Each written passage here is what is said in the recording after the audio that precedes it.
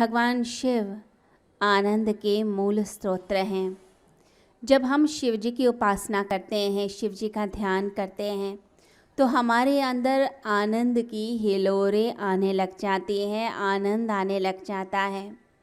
वहाँ से अपने आप ही शांति की किरणें हमारी ओर बहना शुरू होती हैं। एक उल्लास और एक उमंग आने लगता है। तो जो शिव जी के भक्त होते हैं, जो शिव जी का ध्यान करते हैं, शिव जी को अपने मन में बसाते हैं, शिव जी को अपने रोम रोम में लेकर आते हैं, ऐसे व्यक्ति की कभी दुर्दशा नहीं होती, कभी उसे डिप्रेशन नहीं होता, कभी उसे दुख परेशानी छू भी नहीं सकती है। सिर्फ वह किस भाव में रहता है? आनंद के भाव में। तो आनंद की जो परम दशा है वो समझ लीजिए, वो शिव जी के साथ जुड़ने की दशा है। तो हम जितना परमात्मा से जुड़ते हैं, जितना हम उस शिव शक्ति से जुड़ते हैं, हमारी ज़िंदगी में आनंद आने लग जाता है। भगवान शिव की उपासना के लिए मंत्र बोला जाता है, ओम त्र्यंबकम यजामहे सुगंधिम पुष्टिवर्धनम उर्वारुकमिव बंधनात् मृत्योर्मुक्षीय मामृतात्। तो आज के दिन इस मंत्र का जितना हो सके हमें जाप करना है। और ये जाप हम जितना करते जाते हैं, तो उस जाप की, जब हम जाप बहुत दिल से करते हैं, अपने प्राणों से करते हैं, और अंदर से वह प्यास उमड़ती है कि हम परमात्मा से जुड़े रहें, वो जो प्यास होती है हमारी, वो जो श्रद्धा होती है, तो उस समय हम एक अलग ही हाई वाइब्रेशन जोन में वाइब्रेट करने लग जाते हैं। उस मंत्र की वह जो शक्ति होती है, वो हमारे अंदर के दुखों को, हमारे अंदर की उदासी को, हमारे अंदर के गमों को दूर करने लग जाती है।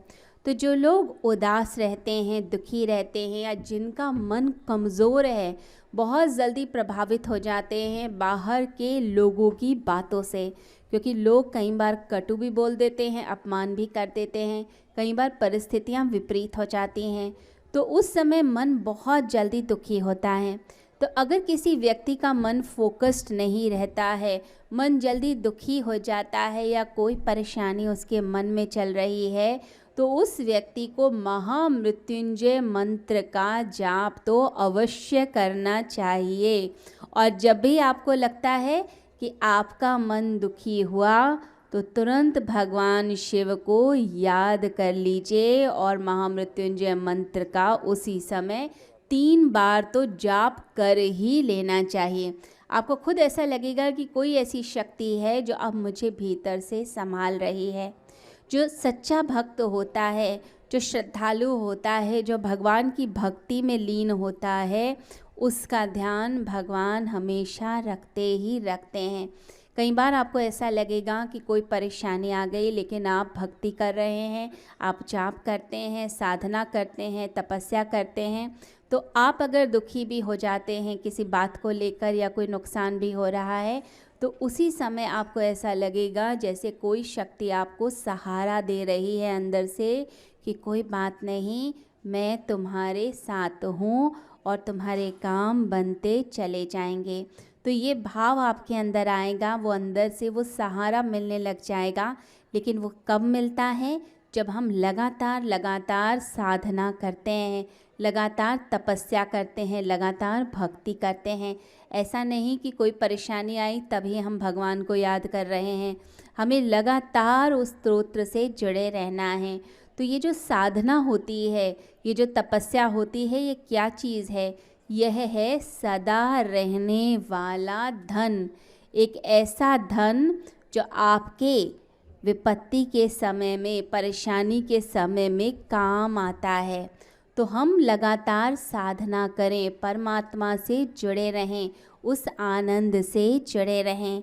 देखिए, जब भगवान श्री राम को भी रावण को हराना था, जब शुरुआत करनी थी, तब उन्होंने भी भगवान शिव की ही भक्ति की थी।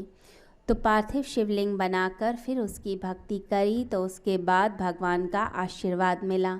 तो हम जब भक्ति करते हैं, भगवान का नाम लेते हैं और गुरु के सानिध्य में जब करते हैं और गुरु की साधना स्थली में जब करते हैं तो उसका तो पुण्य लाभ कुछ और ही होता है। तो अपने मन को हम जितना हो सके लगाएं।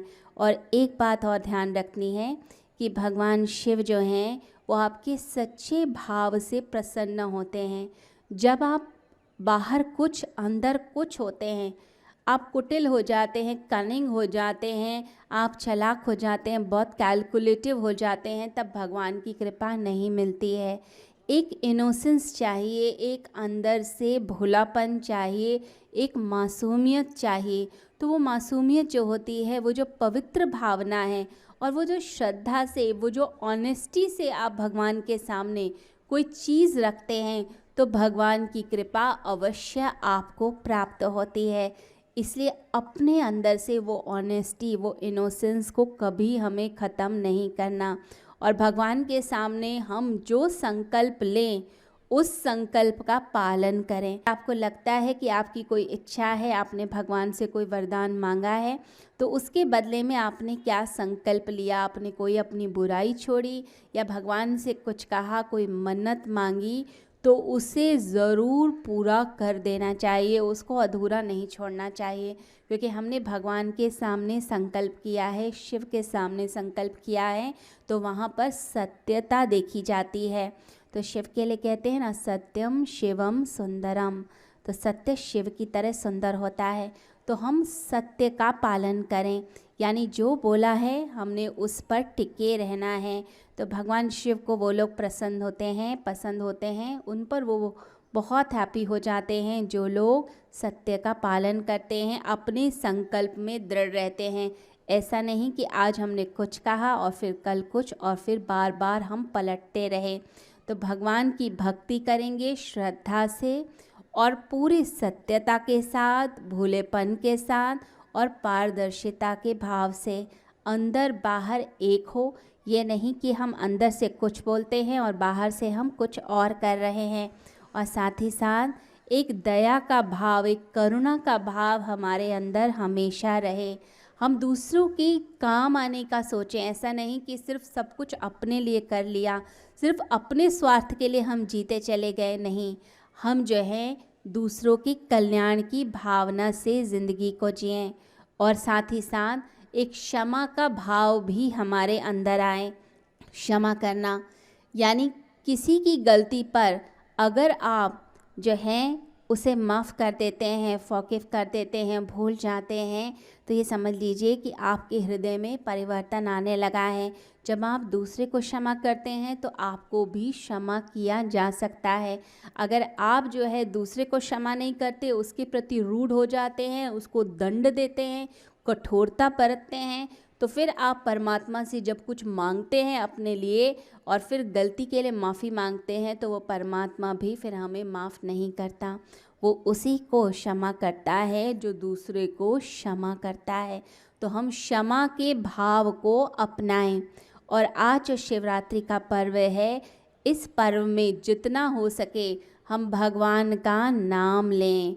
ओम नमः शिवाय। सभी बोलेंगे ओम नमः शिवाय, ओम नमः शिवाय, ओम नमः शिवाय। जितना हो सके भगवान की भक्ति, भगवान का ध्यान और पूरी श्रद्धा और निष्ठा के साथ हम भगवान शिव के सामने आज एक संकल्प लेके ज़रूर जाएं कि हम अपनी ज़िंदगी को बदलेंगे, अपनी ज़िंदगी में एक निखार लेकर आएंगे और अपनी भक्ति को और अपनी साधना को लगातार बढ़ाते चले जाएंगे।